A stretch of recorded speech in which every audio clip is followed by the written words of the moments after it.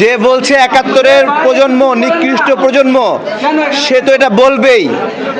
একাত্তরের প্রজন্ম ওর বাপদেরকে নাগা নিচুবানি খাওয়াইছে, বলবে না নিকৃষ্ট প্রজন্ম? রাজাকারদের পরাজয়, রাজাকারের উত্তরসূরি যারা, তারা তো বলবে একাত্তরের প্রজন্ম নিকৃষ্ট প্রজন্ম। ওদের তো ভালো লাগে না।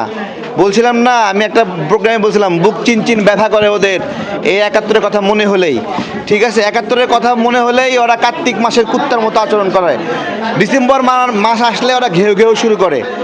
তো এইটা একটা বিষয়। গতকালকে আমি একটা বক্তব্য দিয়েছিলাম এভাবে, একজন বলছে যে মুজিব বাহিনীর গণহত্যার কারণে একাত্তরে পাক বাহিনী ক্র্যাকডাউন করছে। মুজিব বাহিনীর ক্ষেত্রে এই রাজাকার ব্যবহার করতেছে গণহত্যা, আর পাক বাহিনী ওর বাপ এই জন্য ব্যবহার করতেছে ক্র্যাকডাউন। তো এগুলো নিয়ে আলাপ আলোচনা চলছে, অনেক তথ্য অনেক কিছু আসবে আরও সামনে, আপনারা আসতে অপেক্ষা করবেন। ঠিক আছে, এই মুক্তিযুদ্ধকে পাকিস্তানের জারজগুলো ভারতের যুদ্ধ হিসেবে খ্যাতি দেওয়ার চেষ্টা করতেছে। তারা মোদির বক্তব্যকে গ্লোরিফাই করতেছে।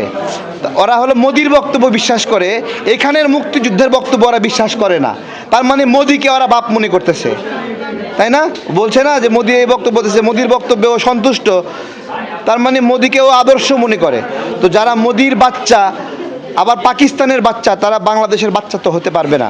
আর এটা একটা বিষয় যে জেনেটিক একটা বিষয় আছে না, যে কয় প্রজন্মই যাক, এরা মুক্তিযুদ্ধের যারা বিশ্বাসী তারা ওইভাবে ওই প্রজন্ম থেকে প্রজন্ম সেরকম হবে, আর রাজাকারে যারা বিশ্বাসী তারা প্রজন্ম থেকে প্রজন্ম এরকম হবে।